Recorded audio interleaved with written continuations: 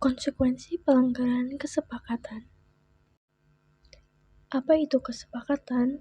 Kesepakatan diartikan sebagai sikap yang menyepakati akan satu atau beberapa hal oleh satu pihak dengan pihak lain, di mana kesepakatan tersebut dilakukan dalam rangka mencapai tujuan tertentu. Kesepakatan memiliki prinsip-prinsip yang adil, tidak memberatkan hanya salah satu pihak, bertanggung jawab dan memiliki konsekuensi hukum atau sanksi jika terjadi pelanggaran atau penyelewengan atas kesepakatan yang telah dibuat bersama. Kesepakatan juga berkorelasi dengan norma, sebab norma merupakan kesepakatan sosial. Kisi-kisi kesepakatan dapat bersumber dari manapun, baik dari ajaran agama, adat, atau budaya.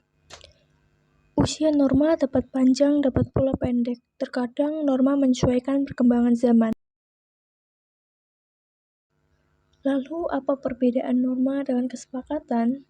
Norma adalah sebuah kesepakatan yang dibangun oleh masyarakat.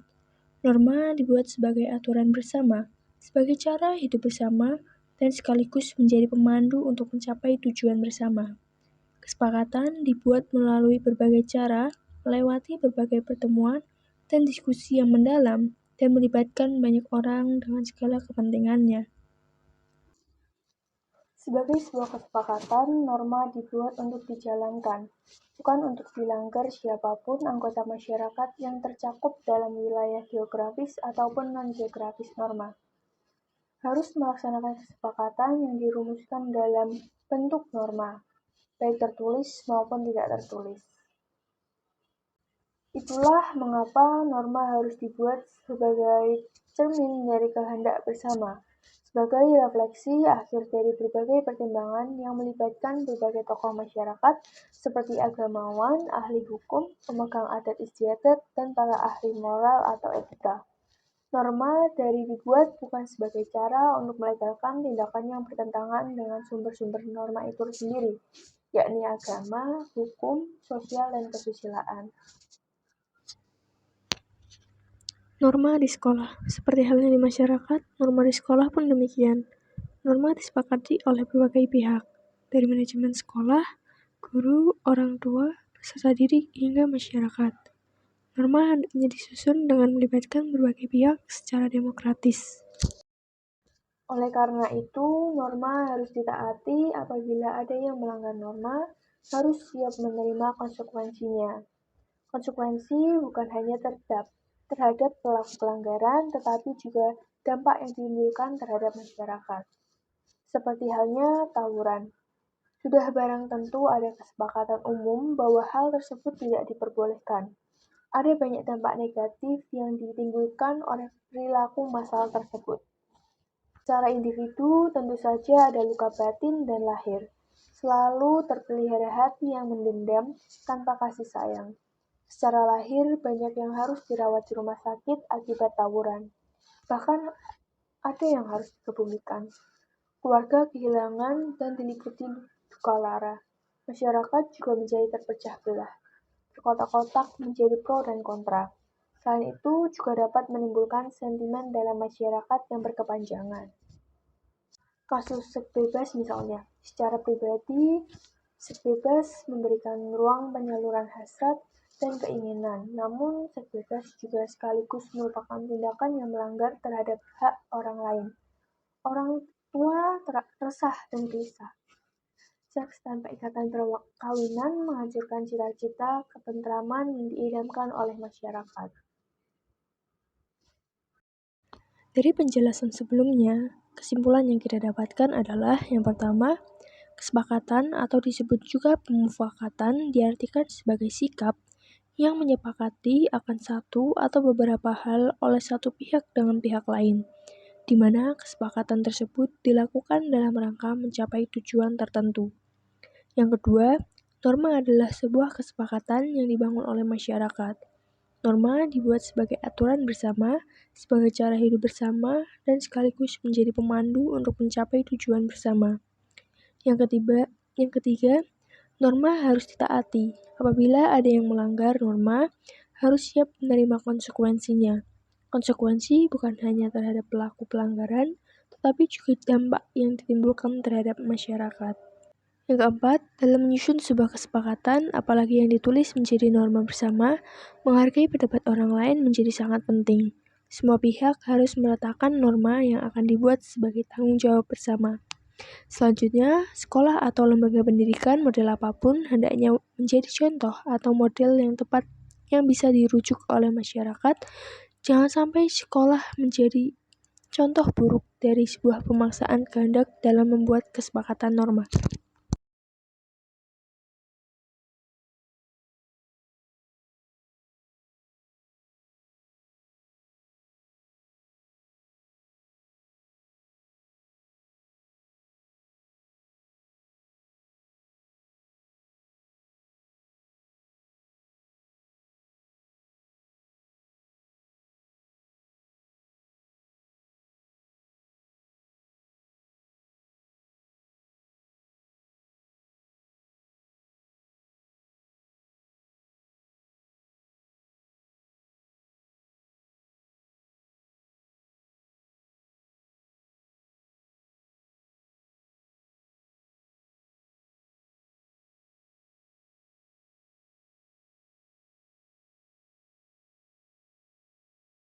Sebelum kita memasuki ke materi, apakah kalian tahu apa pengertian dari kehidupan global? Kehidupan global adalah kondisi di mana dunia menjadi semakin terhubung dan terintegrasi dalam berbagai aspek seperti ekonomi, politik, sosial, budaya, teknologi, dan lingkungan. Kehidupan global ditandai dengan adanya arus informasi, barang, jasa, modal, tenaga kerja, dan ide yang melintasi batas negara dengan cepat dan mudah. Kehidupan global juga mempengaruhi perkembangan ilmu pengetahuan, seni, hukum, agama, dan nilai-nilai kemanusiaan. Seperti yang kita ketahui, saat ini kita sedang berada pada abad ke-21. Abad ini ditandai dengan kemajuan teknologi yang sangat pesat. Pertukaran informasi, penggunaan internet, pemanfaatan data besar, dan teknologi otomatisasi adalah fenomena yang dapat dirasakan, terutama di daerah perkotaan. Fenomena ini tentu menjadi tantangan yang perlu kita pecahkan. Mari kita bayangkan hal sederhana seperti pekerjaan. Pada tahun 1970-an dan 1980-an, orang yang memiliki mesin ketik sederhana dan kemampuan mengetik cepat akan dicari banyak orang dan bisa menjadi pekerjaan yang dapat menghasilkan uang. Namun, jika kita hanya memiliki keterampilan itu di masa sekarang, tentu tidak mudah untuk mencari pekerjaan sebab perkembangan teknologi semakin cepat. Akan ada banyak pekerja yang kehilangan pekerjaan karena digantikan oleh teknologi. Itulah salah satu tantangan yang kita mesti hadapi. Lalu bagaimana tantangan tersebut berhubungan dengan penerapan Pancasila? Mari kita bahas lebih dalam.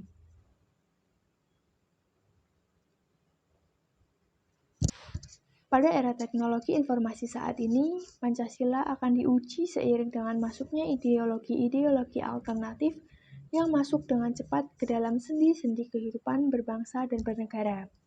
Padahal Pancasila adalah ideologi negara yang harus dipatuhi dan menjadi pemersatu bangsa.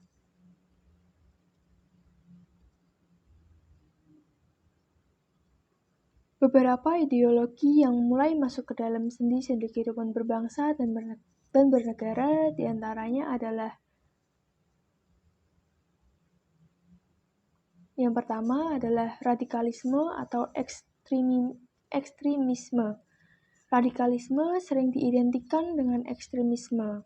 Ekstremisme, kekerasan, adalah pilihan untuk menggunakan kekerasan atau untuk mendukung penggunaan kekerasan demi meraih keuntungan politik, agama, dan ideologi. Ekstremisme kekerasan juga dapat dimaknai sebagai sokongan, pelibatan diri, penyiapan, atau paling tidak dukungan terhadap kekerasan yang dimotivasi dan dibenarkan secara ideologis untuk meraih tujuan-tujuan sosial, ekonomi, dan politik. Yang kedua adalah terorisme. Terorisme adalah penggunaan kekerasan atau ancaman kekerasan yang menimbulkan situasi teror atau rasa takut terhadap orang secara meluas dan menimbulkan korban yang bersifat massal. Dengan cara merampas harta benda orang lain yang mengakibatkan kerusakan atau kehancuran objek-objek vital strategis, lingkungan hidup, fasilitas publik, dan fasilitas internasional.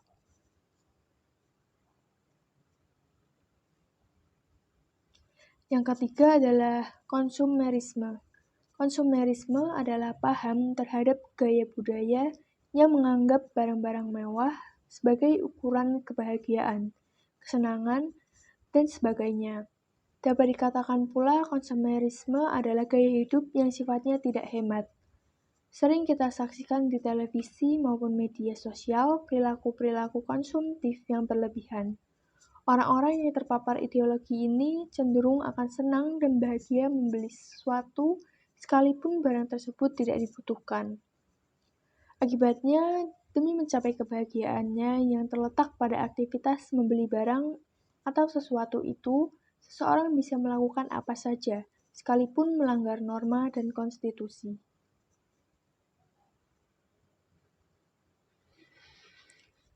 Ekstremisme, radikalisme, terorisme, dan konsumerisme sangat bertentangan dengan ideologi Pancasila.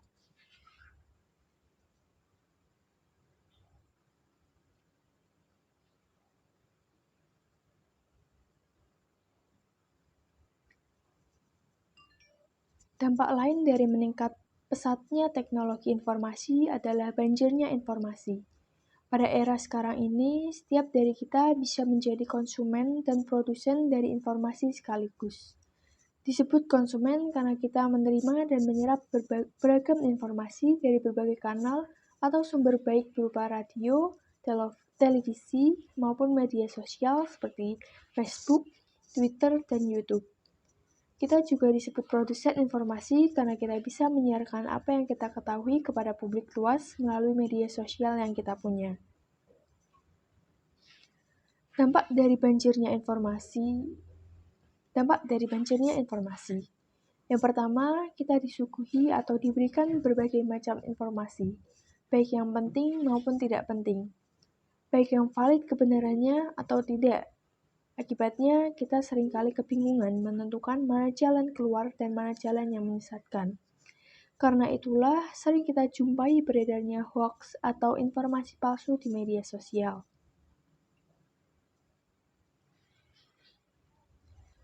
Hoax adalah informasi yang dibuat-buat atau direkayasa untuk menutupi informasi yang sebenarnya. Dengan kata lain, hoax diartikan sebagai upaya pemutarbalikan fakta menggunakan informasi yang seolah-olah meyakinkan akan tetapi tidak dapat diverifikasi kebenarannya. Kementerian Komunikasi dan Informatika (Kominfo) telah mengidentifikasi 3.901 berita palsu atau hoax selama periode Agustus 2018 hingga November 2019. Dalam ilmu komputer dikenal istilah garbage in, garbage out, yang artinya jika kita terima adalah sampah, maka sampah pula lah yang kita keluarkan. Yang kedua adalah dengan beredarnya hoax tersebut dapat membawa kita pada suatu kondisi yang disebut post-truth atau pasca kebenaran. Dalam kamus Oxford, makna post-truth adalah dikaburkannya publik dari fakta-fakta objektif. Post-truth adalah kondisi di mana faktor objektif tidak lagi memberikan pengaruh besar dalam membentuk opini publik, tetapi ditentukan oleh sentimen dan kepercayaan dalam menganggap mereka. Kebenaran itu adalah hal-hal yang disampaikan berulang-ulang sekalipun salah. Contohnya, ketika seseorang membenci kelompok tertentu, maka berita tentang keburukan dari kelompok tertentu itu akan dianggap sebagai kebenaran. Tak peduli siapa pembuat beritanya dan kebenaran dari berita tersebut. Sebaliknya, jika ada informasi atau berita baik tentang kelompok yang dibenci, maka berita itu tidak akan dipercaya, sekalipun valid dan benar adanya. Yang ketiga, masyarakat mudah diprovokasi diadu domba, dihasut, dan ditanamkan benih kebencian melalui informasi-informasi palsu yang terus-menerus disampaikan sehingga dianggap sebagai kebenaran.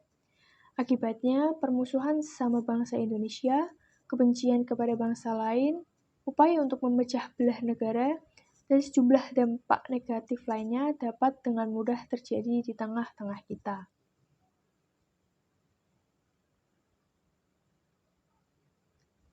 Masyarakat perlu diingatkan agar memanfaatkan media sosial secara positif dan jangan mudah termakan isu tidak benar.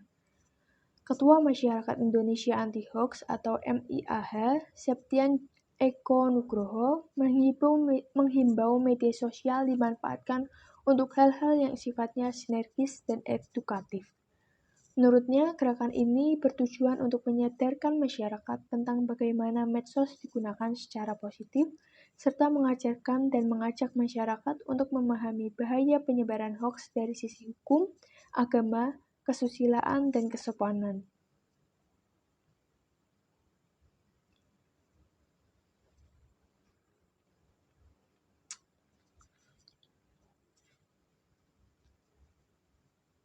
Kita adalah warga negara Indonesia, dapat ditandai dengan sejumlah identitas keindonesiaan, mulai dari kartu tanda penduduk, bendera merah putih, lambang Garuda Pancasila, bahasa Indonesia, dan bahasa daerah yang digunakan. Selain sebagai warga negara Indonesia, kita juga menjadi warga negara dunia. Indonesia sebagai negara dan bangsa tidak dapat mengisolasi diri dan tidak bergaul dengan bangsa-bangsa lain dari negara lain. Dengan bantuan teknologi informasi, sekat-sekat batas negara itu menjadi tipis. Ketika kita dapat menggunakan bahasa internasional seperti bahasa Inggris tentunya, kita dapat berinteraksi dengan bangsa-bangsa lain. Tak hanya berkomunikasi, pada saat bersamaan kita juga bersaing dengan bangsa-bangsa lain. Persaingan ini juga terjadi dalam bidang pekerjaan. Karena itu, kita harus memiliki kompetensi dan keterampilan yang setara dengan bangsa-bangsa lain.